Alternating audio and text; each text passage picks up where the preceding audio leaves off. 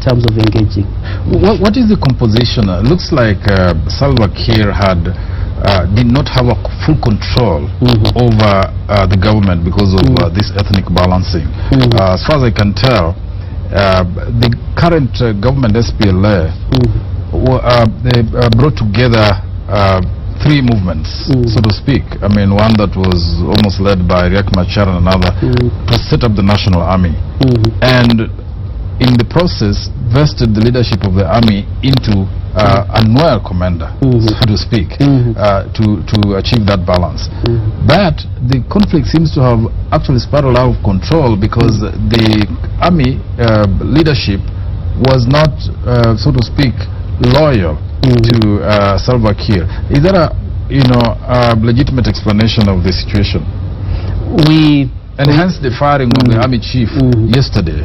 We hadn't actually concluded in terms of root causes, and so they're quite numerous. They are the issue of the army. When you go there, you'll have quite a number of individuals in government who have their own small armies. When Salva Kiir had problems with Riek Machar, and Riek Machar left the government in December, there were sections of the army that defected with the weapons to Riek, and went with Riek Machar, and they're with him right now. So you have an army with, given the history where some people are starting insurgency, you start an insurgency, then when there's a problem you go to government, negotiate, and then you are accommodated in government, and even given possibly a higher position. When you have a problem, so you have an army that is not loyal to any central command. It's not professional. You have so many people that answer to different actors. Is the government strong?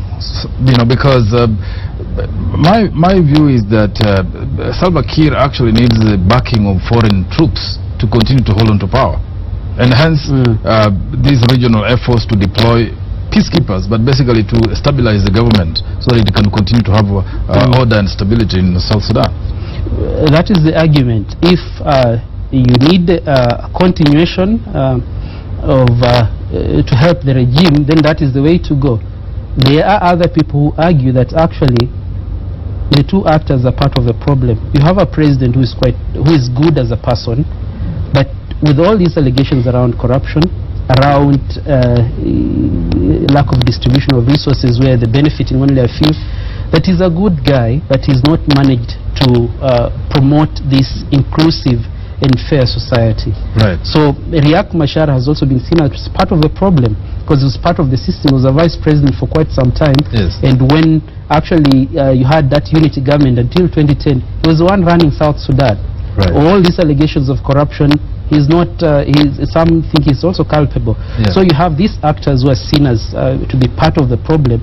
So if you want a lasting solution, there are different arguments about how to go about it. Whether you want to sustain the current regime, I think it will need to reform itself constitutionally, in various other ways, to be much more inclusive. So you need to do a few things rather than just maintaining the status quo with the current president. A UN official said there are actually two situations in South Sudan. One, of course, is the killing of people, but the other one is the catastrophic humanitarian situation. It's this planting season, but very few people are able to actually take part in that process. How can that situation be handled? Because just to even paint the picture, one top UN humanitarian official is basically saying at one base there is even very little water and only one latrine per 350 people, and the details go on and on and on. How can the situation be handled? I can tell it's a bad situation, particularly in Unity State, where you have all these size of population, about 25,000 people in one place, apparently with one toilet. So it is a catastrophe, and like you add on the dimension of a planting season when people are running away, much more that South Sudan has not been sustainable in terms of food security. Much of the food there comes from Uganda because of proximity and other considerations. So with the current situation, I think it calls on the need to publicize this concern, because you have certain actors, because the issue is quite remote to them, they don't feel the situation. So without this issue actually being publicized, to be made prominent so that important actors can actually come in to help the situation. It is a serious situation in sections of Sudan currently. Well, the rebels, of course, have the accusations. The government violated the ceasefire. The government also accuses the rebels of flouting the ceasefire. What is the, from your understanding, what is the cause of the most recent eruption of the violence? Because there's supposed to have been a ceasefire in place. Like I mentioned, you have issues which I had mentioned. You have a government which is controlling a certain section of the country, but you have sections of the population, that is the opposition, which are controlling another region.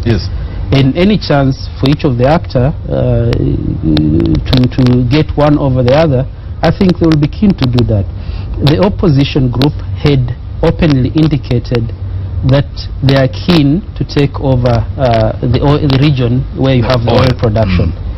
Once they do that, they have the mediation process in Addis. And what this means is that if you're controlling the oil resource, then you have leverage in the mediation. They also constrain the government because over 95% of its budget comes from oil. So if you can capture these oil production areas, then you're better placed in terms of negotiations and other leverage of the government. So I think the opposition, the SPLM in opposition, publicly indicated that is the aim, to capture these. To capture the oil states. Yeah, and much more. You're calling it opposition, not rebels. Is this how they're describing themselves? Yeah, from the mediation, that is how they package themselves. They argue that it was a fallout within SPLM. So you have SPLM in government, in SPLM. That is how they package themselves. Let's look at that whole issue of oil. What are the foreign interests? There have been arguments that, in fact, the war is being fueled by international forces trying to have a control over the oil fields. And that there are two powers here engaged in South Sudan actively. The Americans want, supporting the Salva Kiir to control the state because they can trade and export the oil. And not actually, it's the other way around. And the Chinese have an interest in the same oil, and so they're backing one of the factions. What is the reflection of international interest in this conflict? There are certainly international interests, but I don't think the international interests are fueling the war. There are certainly, the Chinese are the ones. The Chinese, you have a Chinese company, you have an Indian company, and I think a Malaysian company that are involved in terms of in the oil production. That said, obviously there are certain processes if you want to get involved in producing oil in a country. So in terms of them fomenting the trouble, I don't see how it serves them. But there are those interests. The problem is more in the area of governance, in the area of a poor transition, which did not promote accountability in the new government. Then you have a government that came in place through a democratic means.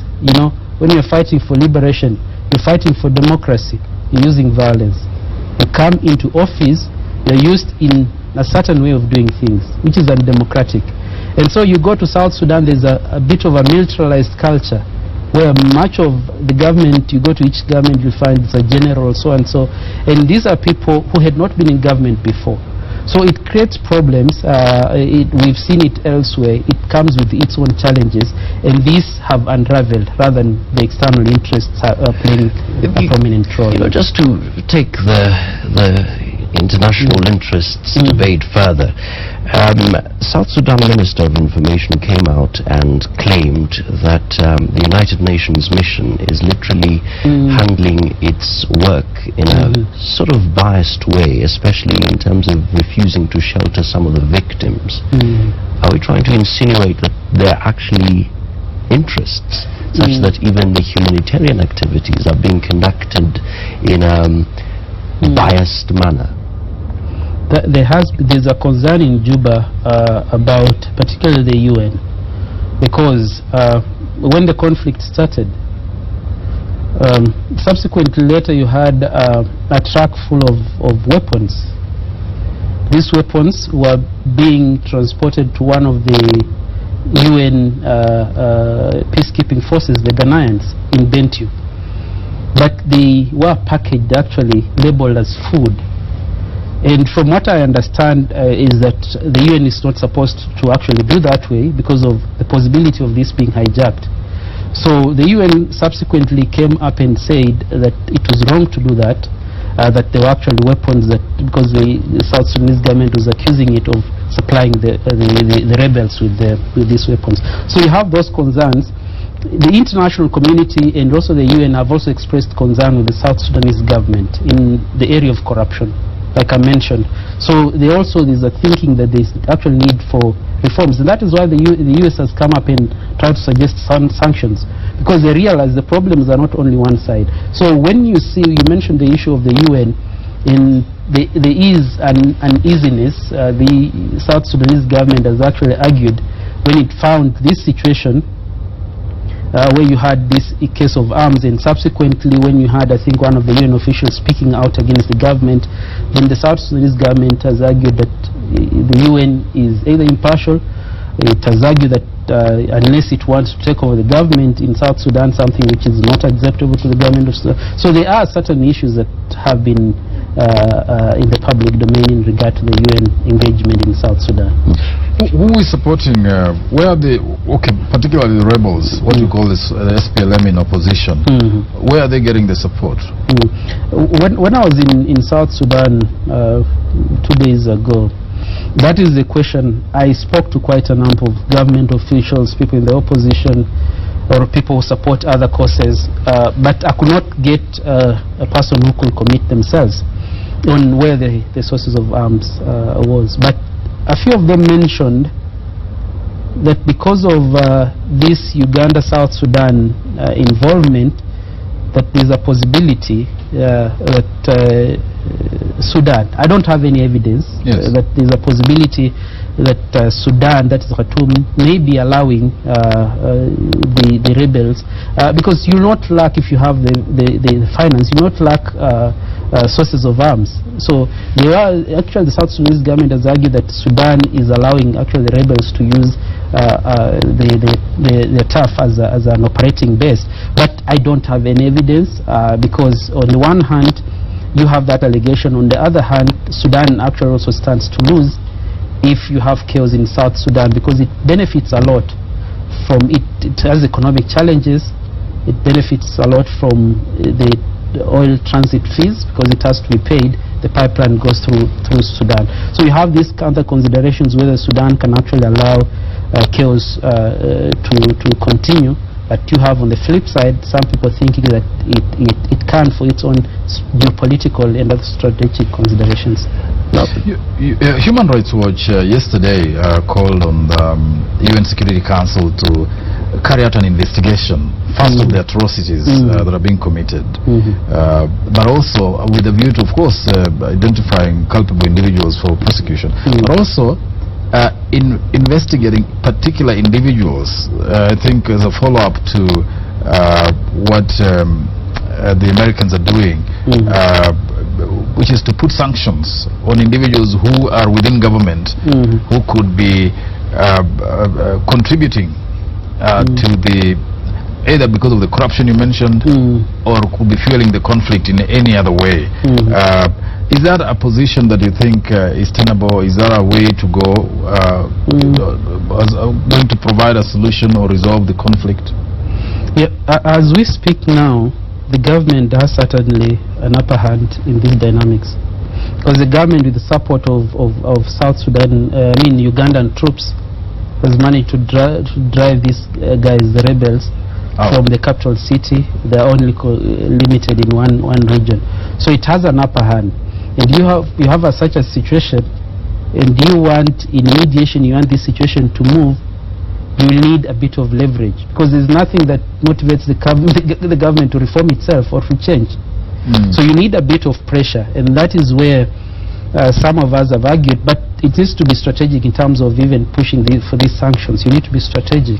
They can be helpful, if they're well strategized. On the other hand, they can actually backfire, like we've seen elsewhere in Zimbabwe. They end up hurting other people with the leadership actually staying intact. So it needs a bit, the government needs to be pushed slightly. I think the opposition also needs to be pushed slightly if you need a mediated settlement to this, problem. Of course, the other thing that reality that we need to open our eyes to is the fact that we have more than 1 million people who have fled South Sudan. What should be done? I mean, these people, we don't know where they are. Of course, they will come to Kenya as refugees and even in other countries.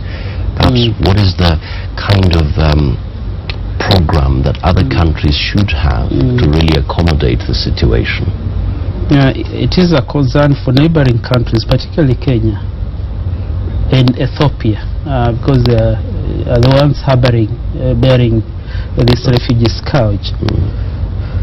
So for these countries, I don't think they have many options, because you cannot take these refugees back. In humanitarian law, there is the principle of non-refoulement. You can't take people back to areas where they're threatened. So it looks like they'll have to live with this. I think the option is internal in South Sudan. It's about countries such as IGAD, I mean entities such as IGAD, which is better placed, in my opinion, if it can be strategic in terms of pushing for an agreement. Once you push for a sort of agreement, there are other mechanisms that are going on. There are internally, aside from the mediation process, you have SPLM itself. It has called actually a number of actors, including the ANC. There is Cyril Ramaphosa, the deputy head of ANC, right now in Addis, with also the Ethiopian leadership. They are trying to help SPLM as a party to see how they can reform and internally solve these problems. There are religious groups in South Sudan who are motivating for national dialogue. So I think you need these processes that can in the short term culminate in some sort of ceasefire and peace agreement, but on a long term you need certain processes, reforms, constitutional and in various other ways. It is through addressing these internal problems that then the refugees can come back. But there's no, I don't see another option in terms of the rebels. The rebels, Emmanuel, don't want not the rebels. The government does not want power sharing. In fact, it's allergic to any proposals in that direction. As far as I can tell, in fact, the government position is if they want to sort out the problem, the farthest it can go is to have fresh elections. Which fresh elections, given the tribal arithmetics, will still yield in Dinka being president of Sudan, or re-election of Salva Kiir. What do you propose to be, in looking at it, the best solution for resolving this conflict? There are a number of solutions. The government has an argument, a valid one, if you go the power sharing, because it has argued, and validly so, that it was elected not by a simple majority, overwhelmingly 99%. Yes. So if you come here and try to bring in another actor who was not elected, I think there are certain issues around that. So it has a position, but we need to be alive, and the government also need to be alive that there are problems, and without some changes we cannot wish away these problems. So in terms of solutions, some have proposed what you're saying, a power sharing arrangement, but if that has to happen, like I said, there will need to be some pressure on government to accept such, but this has to be an interim, because you cannot, these fellows, the two of them, have had problems that have a long history. So in terms of working together for a long term, I doubt if that will work. There are others who are suggesting that you need an interim government that is headed by neither of the two actors. So you have an independent guy coming in to lead an interim government, say for 3 years, and you have elections. That is a possibility. A proposal for an immediate election will not work, because one, the country is behind. The elections are supposed to happen in 2015, next year. It's behind in terms of preparations. There need to be a census, which has not been done. There need to be a number of processes. Much more, if you have elections right now, with the situation the way it is, you will not have elections, say, in Bentiu, in these two states. There will be violence. And in any case, if one of the actors win, you'll still have problems because the other actor, and the likelihood is that if the president wins, these other guys will argue and say they were in government, they fixed this, we can't accept. So you have a continuation of violence. So that, for me, elections in itself is not possibly a solution. Just to take you to something that you mentioned, that the conflict at the moment revolves two states out of the 10. What's the probability that the conflict might spread to all these other states, and how can we stop that from happening? There's a real possibility of that happening. I mentioned the two states, but you have grievances in many other states, particularly against service provision. You go to Juba and you'll find tarmac in Juba. You'll find all these huge cars. I've been in Kenya for quite some time, and I can tell you I was in Juba when I was just walking around. I think I had 2 days to walk around, although I was there for more than 2 weeks. The number of hammers that I saw in Juba were more than the ones I've seen in Nairobi throughout my life. So I'm telling you in terms of problems. And these fellows, if you speak to them, they will tell you validly that, look, the roads are bad. So there are concerns in many other areas about service provision. And so you have many people you speak with will tell you that when it comes to oil and people are benefiting, it's about 1%. These people have been invested here in Nairobi, Australia, and elsewhere. They have these huge houses, but large section of the population. This is a concern because if you have the money and someone staying somewhere, you will actually have families from where you live relocating to your place. So you have these grievances in more than these two states that actually there's that possibility that if these other groups actually play a part, then you can have many more problems for this country. Well, I guess we'll have, but final word from you. I mean, we are staring at, genocide? Looking at what happened in Bentiu, 400 and plus people murdered and the bodies heaped in mass graves. Is it to that extent? Is the world alarmed sufficiently? And do we have a genocide on our hands?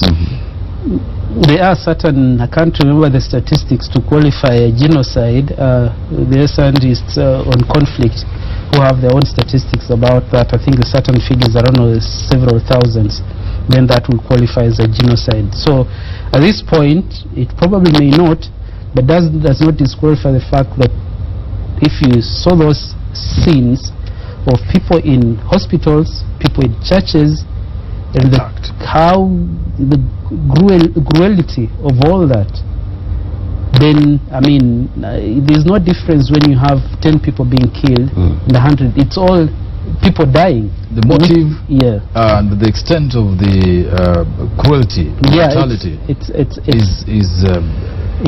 can spiral out of context. So that is what I think the world is not alarmed enough. I have to agree.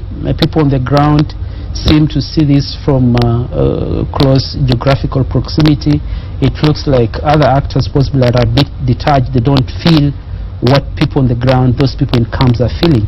So I think there's actually need to do more, not only by the international community, regional actors, the African Union itself, I think should play a much more prominent role actually in highlighting what is going on. A lot seems to be resting on Kenya and President Kenyatta to sort out the mess in Sudan. Apart from, of course, Parliament passing a resolution to send troops to KDF to Sudan, a lot seems to be hanging on his leadership as IGAD chairman or EAC chairman, as well as the position of Kenya in relation to Sudan, the traditional role we played in mediating that conflict. Is there anyone else outside Kenya, or is Kenya best placed to sort out this? Kenya has to play with the regional actors, because Kenya cannot, in terms of the solutions, some of which we've touched with, Kenya cannot promote this alone. You go to Ethiopia, they actually think that they should play a central role. You go to Sudan, Sudan has argued variously that it understands the conflict far much better than anyone else, but it should play a leading role. So Kenya has to play the teamwork. I think through that way it can help. Ethiopia has already troops inside Sudan. They're part of the peacekeeping mission in Abyei region. Yes. So each country has its own strategic considerations. Like I mentioned, you go to Juba and you have all these Kenyans, you have Ugandans with business, you have Ethiopians and Eritreans. So it's about a precarious balancing act. When you go in, you need to look at the whole picture, the strategic interests of each actor, and then see what is the best way to push a solution. So you need to involve all this, but going in alone and thinking you can solve that problem may actually get messed up in there. Thank you very much. Emmanuel Kisongani from the Institute for Security Studies, looking and an expert, I would call you an expert, a researcher, senior researcher of Institute for Security Studies, looking at Sudan and what is going on there. The killings there have provoked emotion and uproar around the world. And as Kenya, of course, we are mindful of what's happening in Sudan, because a lot of refugees have come into the country already. Reports coming in from Kakuma say there's another flood of refugees, and it cannot continue like that. The world must move in to solve Sudan's problems. Keep watching Power Breakfast, and thank you for watching.